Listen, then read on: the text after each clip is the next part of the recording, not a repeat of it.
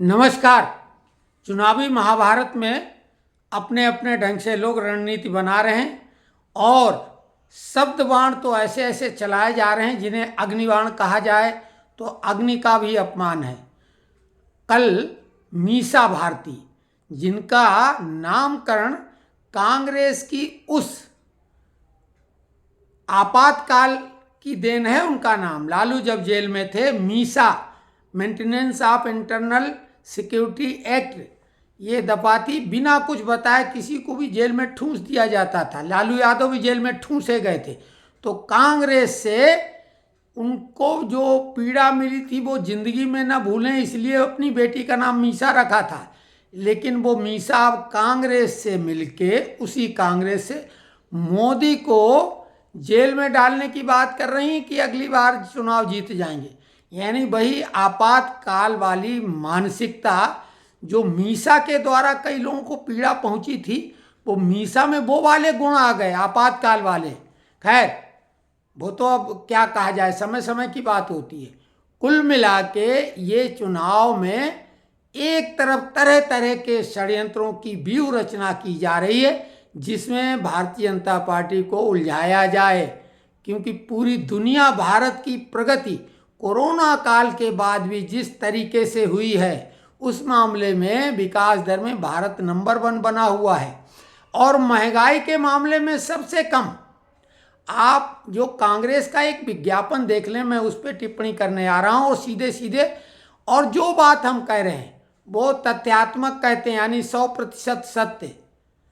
आप गूगल से, गूगल गुरु हम उसको बोलते हैं, गूगल से 2014 के शक्कर के रेट पूछें और 2024 10 साल के बाद, यानी कांग्रेस की सरकार जब खत्म हुई थी उस समय के 1-2 साल आगे पीछे के भी चाहे तो रेट देख लें शक्कर के, तो वो 40 रुपए किलो थी और शक्कर अभी भी 40 रुपए किलो है, जबकि लोगों की आय में भारी वृद्धि हो चुकी है। आप वेतन से देख लें, लगभग दुगनी तनख्वाहें हो चुकी हैं। तो शक्कर जहाँ की तहाँ है और जो चाय की पत्ती है उसके भी रेट दुगने नहीं हुए हैं, दुगने से कम हुए हैं, जबकि चाय के बागानों में कुछ दिक्कतें पैदा हुई थी, आपको मालूम, इसलिए चाय की कीमतों में, पत्ती में थोड़ी वृद्धि हुई थी। तो आप ये अनुमान लगा लो, ये चाय की पत्ती और शक्कर को लेके जो हो हल्ला मचाते हैं विज्ञापन के द्वारा, अरे थोड़ी तो रिसर्च कर लेते, कुछ भी, वो भी बिल्कुल पप्पूगिरी वाला विज्ञापन बनाए बैठे हैं। और ये आप चेक करें गूगल गुरु से कि उस समय के रेट क्या थे और अब के क्या हैं। तो कुल मिला के ये जो प्रोपोगंडा खड़ा कर रहे हैं वो बेवकूफ़ी वाला खड़ा कर रहे हैं। दूसरी तरफ मोदी ये बोल रहे हैं कि जो 10 साल की विकास यात्रा है ये ट्रेलर है, फिल्म तो अब रिलीज होगी। 370 राम मंदिर जिसको असंभव माना जाता था, सीएए ट्रिपल तलाक असंभव माना जाता था, वो मोदी कर चुके हैं। लेकिन ये केवल जुमलों वाली बात नहीं है, जो विकास की बातें हैं। हमने सुबह सुबह एक वीडियो आज डाला है, वो इसमें डिस्क्रिप्शन में लिंक कर देंगे, वो आप देखेंगे। एक बेहद विद्वान व्यक्ति जो कि न्यूट्रल हैं, वो कोई पार्टी के नहीं हैं, रिसर्चर हैं विकास और आर्थिक मामलों के, उसमें पीएचडी है उनके पास। उन्होंने मोदी सरकार के बारे में वोट देने के लिए 101 विकास के कार्यक्रम बताए हैं, वो हम वीडियो इसमें इनक्लोज करेंगे। तो कुल मिला के इनके पास केवल गालियां हैं और विज्ञापन भी जो बनाते हैं वो ऐसे हैं कि यानी गालियों वाले। तो कुल मिला के कोई एजेंडा नहीं, गरीबी हटा देंगे। अरे उनकी दादी ने 1971 में गरीबी हटाओ नारा दिया था और अभी तक क्या हुआ। राजीव गांधी पिताश्री इनके बोलते थे कि जब 1 रुपये केंद्र सरकार से चलता है तो जनता तक मात्र 15 पैसे पहुंचते हैं, यानी 85 पैसे बीच में चले जाते हैं, उन्होंने स्वीकारा था। तो कुल मिला के अभी जब बैंक खाते एक सामान्य आदमी के भी खुल गए हैं तो जो भी है डायरेक्ट मनी ट्रांसफ़र होती है, सीधे पहुंच जाती, बिचौलिया खत्म। किसानों के बीच में बिचौलिया ही खत्म करना चाहते थे मोदी जी। एक चीज़ और बता दें, जहाँ तक महंगाई की बात, किसानों से संबंधित उत्पाद से लेके अन्य चीज़ों पे टैक्स नहीं लगता है, टैक्स फ्री, किसानों पे कोई आयकर नहीं लगता है। शक्कर तो 14 से 24 तक उसी रेट पे है, बीच में 1-2 रुपए घटती बढ़ती रही, लेकिन मेंटेन वहीं पे है। लेकिन जो गुड़ किसान निर्माण करते हैं प्रायः, उसके कोई बहुत विशाल कारखाने नहीं होते हैं उद्योगपतियों के, गुड़ सामान्य लोग बनाते हैं, उसके रेट दुगने हो चुके हैं। जो 14 में गुड़ का रेट था वो 24 में दुगना हो गया। ये किसानों का उत्पाद है, तो ये किसानों के मूल्यों में तो वृद्धि हुई है दुगनी, उत्पादों में भी वृद्धि हुई, फसलों में भी हुई है। जो मोटे अनाज है मिलेट, जिसको करके प्रमोट किया है, उसकी कीमत तो 4 गुनी बढ़ गई है। और फुटकर में हम आप जैसे जो फुटकर में लेने जाते हैं, तो जो सामान्य किसान उसको 25 रुपए में बेचता, वो 100 रुपए किलो कई चीज़ें मिलती हैं। तो खैर कुल मिला के महंगाई सर्वकालीन सबसे निचले दर पे है, और विकास दर इस कोरोना काल की आपदा के बाद पूरे विश्व में नंबर 1 पे है। और इसके बाद भी आलोचना कर रहे हैं। इतनी प्रगति कि जो लोग बाहर से आते हैं वो भौचक रह जाते हैं। पाकिस्तान भी अब मोदी मोदी के गुणगान कर रहा है, और लेकिन यहाँ के लोग बस, क्योंकि उन्हें व्यक्तिगत भ्रष्टाचार करने से मोदी रोक रहा है। मोदी ने क्या बोला था, ये छोटी मछलियाँ पकड़ी जा रही, बड़ी मछलियाँ भी पकड़ी जाएंगी, साथ ही मगरमच्छ भी पकड़े जाएंगे। लेकिन बात यहीं पे नहीं खत्म की उन्होंने कहा इनको पालने वालों को भी नहीं छोड़ा जाएगा। तो ये लोग तो परेशान हैं। और भ्रष्टाचार नहीं तो भाई तेजस्वी यादव को आपने देखा कि वो मछली दिखा रहे थे, जिस अंदाज में हेलीकॉप्टर में हवा में उड़ते हुए दिखा रहे थे। भैंस की पीठ पे बैठने वाले बच्चे 9वीं फेल, और क्या उनकी औकात हो सकती थी। लालू यादव तो यही बोलते थे कि हिरवा की लड़कवा तो भैंस की पीठ ही उनके लिए वो है, और चरवाहा विश्वविद्यालय उनकी दिमाग में कल्पना थी। तो वो अरबपति खरबपति कैसे हो गए, ये कौन सा मॉडल है, ये बता दें। बिना भ्रष्टाचार के संभव है क्या? मुलायम सिंह का परिवार, पूरा उनका परिवार और रिश्तेदार सब अरबपति हैं, ये बिना भ्रष्टाचार के संभव है क्या? राहुल गांधी सोनिया गांधी की अपार संपत्ति बढ़ गई है, डिक्लेयर्ड ही। नंबर 2 का तो मामला छोड़ दो, ये बिना भ्रष्टाचार के संभव है क्या? इसी प्रकार से जो भी परिवारवादी पार्टियां हैं, सामान्य से असाधारण बन गई। नए नए अभी कट्टर ईमानदार केजरीवाल कैसे बन गए, शीश महल में रहने लगे, नवाबी ठाट बाट हो गए हैं, करोड़ों की बात ऐसे हो रही जैसे चिल्लर हो। तो ये भ्रष्टाचार के बिना संभव है क्या? अब ये लोग बोलते हैं कि भाजपा के लोग क्यों नहीं पकड़े जाते हैं। अरे भैया, आप अपने आदमियों को कभी पकड़ता, सत्ता में रहने का कुछ तो फायदा मिलता है, उसका हृदय परिवर्तन हो जाता है। भाई अगर कोई राक्षसी प्रवृत्ति का व्यक्ति होता है, नक्सलाइट होता है, डकैत होता है, वो आत्मसमर्पण कर देता है तो उसको सुधरने का मौका दिया जाता है। तो जो भी लोग उस दल में जब तक थे, उन दलों में भ्रष्टाचार वाले मामलों में, तब तक वो थे।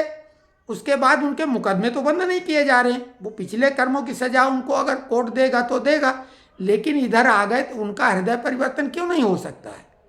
वो भाई आए हैं यहाँ आके, अगर वो भारत माता को गाली दें, श्री राम को गाली दें, तब आप बोलो। आते हैं तब जय श्री राम के नारे लगाते हैं कि नहीं, भारत माता की जय के नारे लगाते हैं कि नहीं लगाते? तो यहाँ आके हृदय परिवर्तन उनका होता है। और हृदय परिवर्तन अगर किसी डाकू से कोई साधु बन रहा है तो तुम्हें क्या दिक्कत है भाई?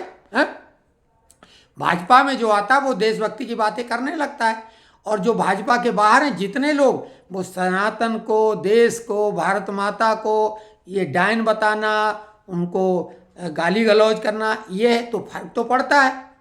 और अपनी पार्टी पर छापा कब किसने डलवाया? एक किस्सा याद दिला दें कि जब फिल्मी दुनिया में पहले केवल इनकम टैक्स की रेड हुआ करती थी, इनकम टैक्स, उस समय ये सीबीआई ईडी का तो नाम भी लोग, सीबीआई को फिल्मों में कभी दिखा दे नहीं, सीआईडी का नाम होता था, और इनकम टैक्स होता था। इनकम टैक्स पे किशोर कुमार का बेहद मशहूर गाना, सबके पीछे पड़ गया इनकम टैक्स हम।